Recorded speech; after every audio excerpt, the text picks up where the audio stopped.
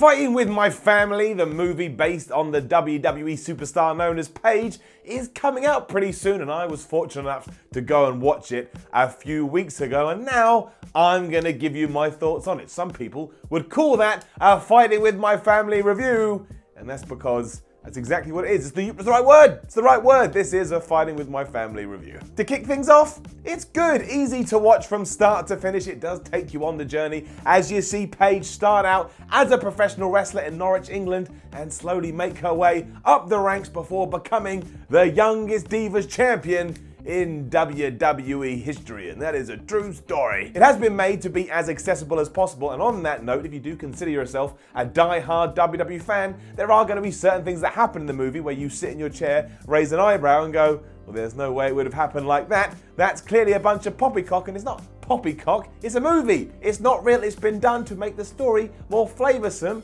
and just so it makes sense given the context of the people around Paige in the film. So I just wanted to get that out there in case after you've seen it you feel the need to point out, well, that can't be true, and that can't be true. There's an essence of truth in it, but they've just shifted it around structurally so it works here, and it does. In short, it's not a biography, and it's all been done just to be entertaining, and that's exactly what should have happened. For example, I don't think it was The Rock that told Paige during WrestleMania 30 that she was going to debut on Raw 24 hours later, but that's what happens here.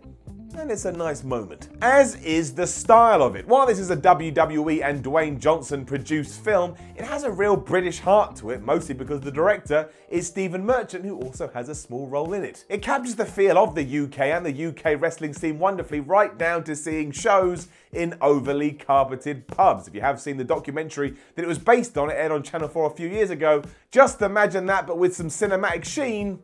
And that's where we end up. A big reason for this is the cast. Nick Frost and Lena Headey are excellent as Paige's parents, as is Florence Pugh, who plays Paige, and really, she steals the whole damn film. Aside from actually looking like her, her performance from zero to hero and the struggles that can go along with that, even though you are heading towards your dream, is absolutely spot on. If this is like a big breakout moment for the actress, I will be surprised. It was to such a level, I now want to go out and check other films she's been in because I think she's really talented. She nailed it. There's also plenty of meat on the story for you to sink your teeth into because it's not just a happy-go-lucky tale. You've got everything with Zack Knight, Paige's brother who wants nothing more than to become a WWE superstar, but he doesn't, and he has to accept that while also seeing his own sister, seeing Paige, go on to have crazy success. And obviously there's everything with Paige when she gets to NXT and doesn't exactly blow the doors off the place. It never gets overly complicated or too layered and would much rather stick to the top line, but that is exactly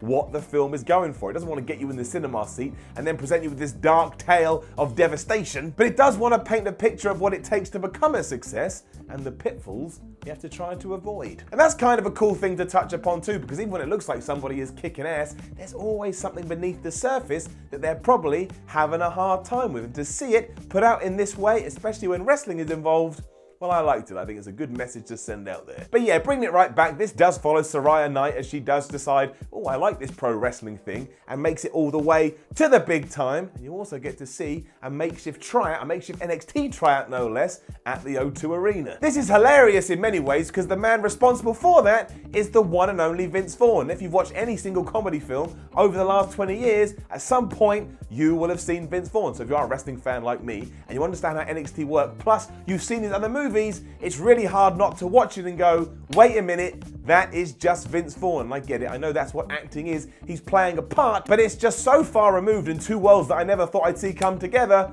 that I couldn't help but chuckle away at it. So I thought I'd mention it here. Although fair play to Mr. Vince Vaughn, he does a damn good job with it and kind of serves as the film's mentor. Being a wrestling movie too, you're also going to see a lot of in-ring action, and that may be where the film is at its best. Tessa Blanchard stands in for Florence Pugh to take on the role as Paige, and just goes to show she is a really good pro wrestler. She can do it in the ring. If you've never seen her, go check her out. And now she can also do it in the movie ring, whatever that means. She was the perfect choice. All of these matches are also balanced enough to not only tie into the story and make sure that progresses and give it the drama that it so needs, but also tells non-wrestling fans who may have just stumbled into this movie, look at this crazy world, why don't you check it out? It's really entertaining, it's really fun, but also it's a dangerous thing to get involved with. That, I think, is really important and goes to show that accessibility that we were talking about earlier. It wants to educate, but also give a little nudge to those who understand it. Whereas the plot is deliberately very on the nose, when you do get to the little bits like Paige going to NXT and working out how that training system works,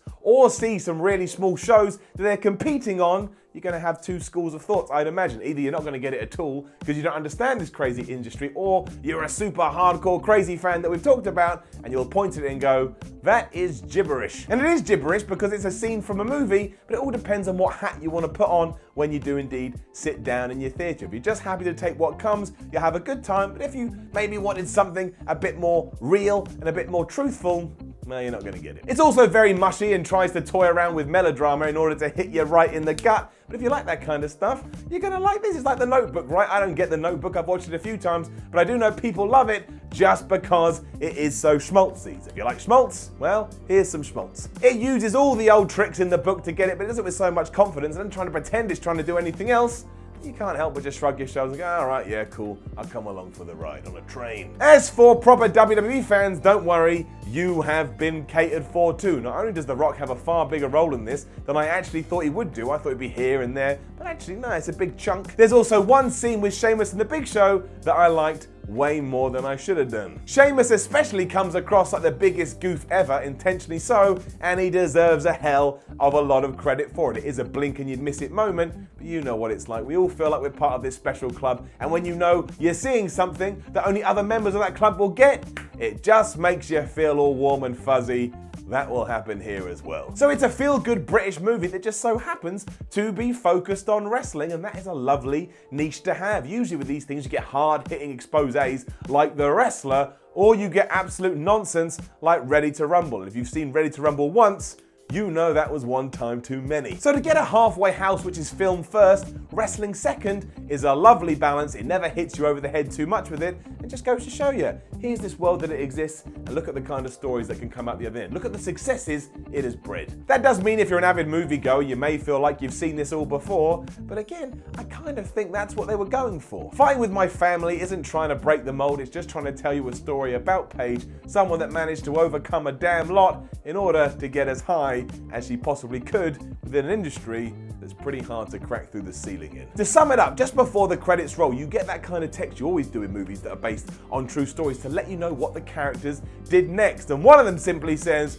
The Rock went on to have a very successful career away from wrestling. Even though The Rock is in the movie, which goes to suggest that yes, he did do something after he had left the ring. But for me, that sums up exactly who Fighting with My Family is for. But yeah, it's alright. I had a good time. I enjoyed it. I saw it once. Maybe I'll watch it again when it comes out on DVD or Blu-ray, or I download it digitally because we live in a crazy world in 2019 where you can do that to show to other wrestling fans. But it is something that will steal your time away for a couple of hours, and then you can just move on to whatever's next. So it's nice, it's lovely, it's pleasant. And if nothing else, Stephen Merchant is an underrated gem, and anything he does, I'm gonna support to the hills. And again, the role that he does have in it, he plays the guy that doesn't understand wrestling at all, and even his facial expressions, the man just gets it. Shout out to Stephen Merchant. Now, don't forget to leave a comment below and let us know what you think about Fighting with My Family, whether you're excited to see it or you're planning to see it, and then come back after you've seen it and you can let us know more. Like, share, and subscribe. Head over to WhatCulture.com, read yourself some articles, follow WhatCulture on Twitter at WhatCulture WWE, and you're already here on WhatCulture Wrestling.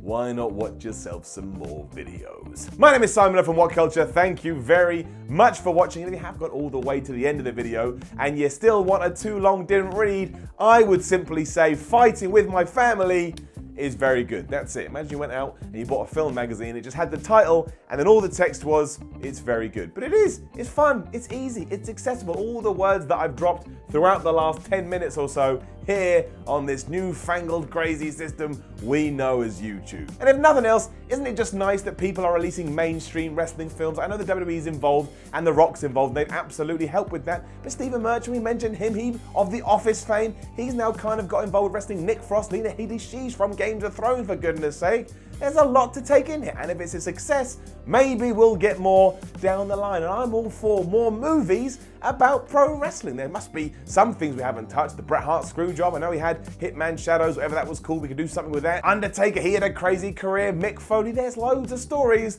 that I would like to see make it to the big screen, and if it starts here, if this starts a resurgence, I'm going to be alright with it. And also, that will just make more wrestling fans, and you can never have too many wrestling fans. It means more people are watching the product, that means more companies are being successful, and means more wrestlers can say, hey, why don't you pay me a bit more money? Because look, everybody's making more money. And that is what it's all about. I mean, I've taken this and I've kind of blown it out of proportion, but that's just what I do. Fighting with my family.